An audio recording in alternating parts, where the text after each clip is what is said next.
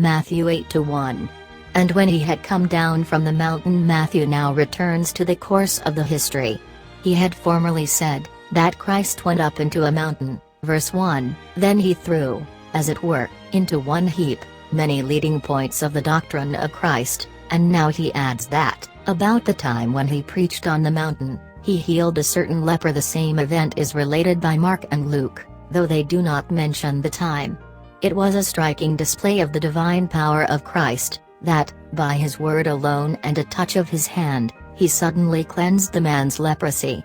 Now, though leprosy was a different kind of disease from elephantiasis, it is plain enough that it was difficult to cure. When it had continued long and become deeply seated, it rarely happened that any person recovered. Granting that physicians might, by their professional skill, have given some relief, it is manifest that there was nothing human about this miracle. 2. Approaching, worshipped. What is the meaning of the verb proscune, which is rendered in the Latin version, adorare, to adore or worship, may be easily learned from this passage. For the exposition of it we may rely on the other two evangelists, of whom Mark says, that he fell on his knees, and Luke, that he fell down on his face. The outward gesture of kneeling was exhibited by the leper as a token of reverence. Now we know, that such marks of respect were in general use among the Jews, as the people of the East are more addicted to that kind of ceremonies. Many people accordingly think, that the leper did not intend to render to Christ divine worship, but gave him a respectful salutation as a distinguished prophet of God. I enter into no dispute as to the feelings which moved the leper to pay reverence to Christ.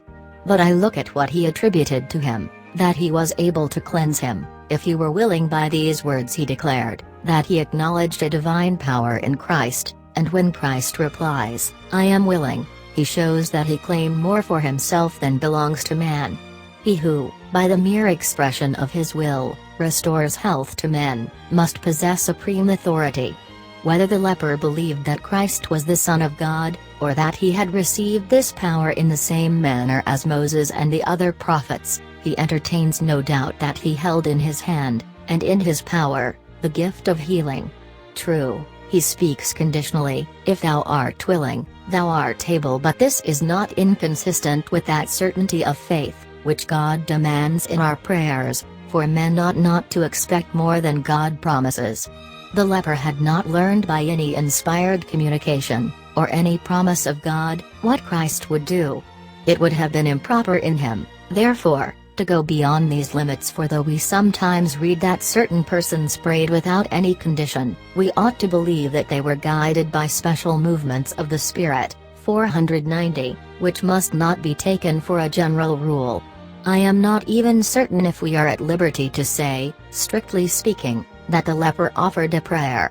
He only declares, that he is so fully convinced of the power of Christ, as to entertain no doubt that it is in his power to cure leprosy, and then presents himself to be healed, but uncertain as to the result, because he did not yet know the will of Christ. 3.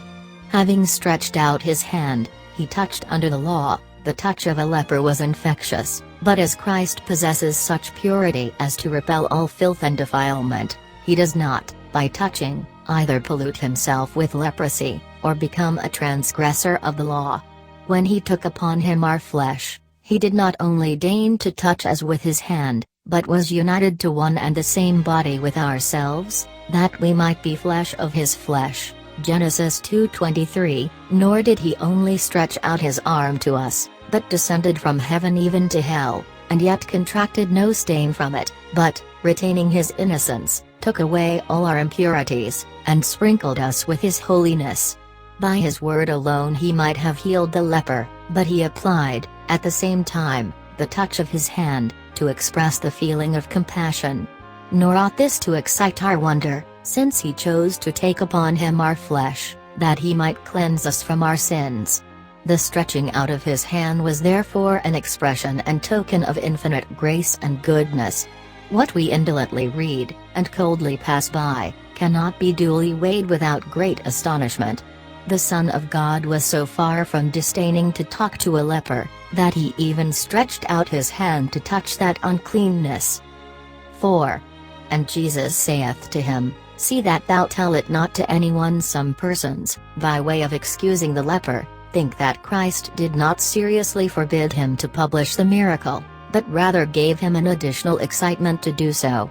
Others more justly consider the reason of the prohibition to have been, that the full time was not yet come, John 7-6. I do acknowledge, that to have suppressed this miracle would have been improper, but our Lord had a particular reason for wishing that the report of it should not be immediately spread, or, at least, not by the leper. The leper was so far from deserving praise for the disorderly exhibition of his regard, that he ought, in my opinion, to be condemned for not obeying Christ's injunction.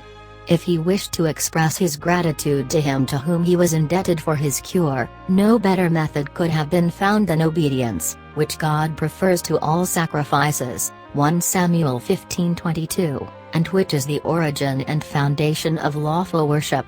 This example shows us, that those who allow themselves to be guided by inconsiderate zeal act improperly, because the more eager they are to please God, the greater progress do they make in rebellion to his commands. Show thyself to the priest. As the ceremonies of the law had not yet been repealed, Christ did not wish that they should be despised or neglected. Now, God had commanded in the law that, if any man had been cleansed from leprosy, he should present himself to the priest with a sacrifice of thanksgiving, Leviticus 14:2. The design was, that the priest, by his decision, might attest the benefit received from God, and that the person who had been healed might give an expression of his gratitude. Christ, therefore, by sending the leper to the priest, proves that he had no other object in view than to display the glory of God. The showing to the priest was for the purpose of examination, and the offering was the expression of thanksgiving. He wishes that the priests should examine the man, to make the divine favor manifest and undoubted, and that the leper, on the other hand, should acknowledge that God had healed him. Meanwhile, as I have just mentioned, he commands them to observe the ceremonies prescribed by the law, till the time when it should be repealed. The attempt of the papists to produce this passage, as an authority for their own confession, is highly foolish. Leprosy, they allege, is put allegorically for sin, and the priests, who are consecrated by the Pope, are the judges of spiritual leprosy. Even granting that this authority was conferred on the priests under the law, for the purpose of informing the people, that all their cleanness, and the decision respecting it, depended on the priesthood, still this is impiously claimed for themselves by the popish priests. All the honor that belonged to the ancient priests is now claimed by Christ alone as his own. He alone is appointed to be the judge of spiritual leprosy, and entitled to receive, from those who have been cured, the offering for their cleansing. Under the law, a sacrifice was employed as the seal of cleanness, because satisfaction made by the shedding of blood is the only way in which men are cleansed. To transfer to another that right, which God has declared to be the prerogative of his own Son, is a detestable sacrilege. When the ministers of the gospel, by the command of Christ, declare to sinners that they are cleansed from their sins, this must not be tortured into the pretended jurisdiction, which the priests imagine, of pronouncing a decision about leprosy. Matthew 8-4, Mark 1:44. For a testimony to them some consider testimony to mean here law or statute, as it is said in the book of Psalms, God laid down this for a testimony to Israel, Psalm 122-4, but this appears to me to be a poor exposition, for I have no doubt that the pronoun to them refers to the priests.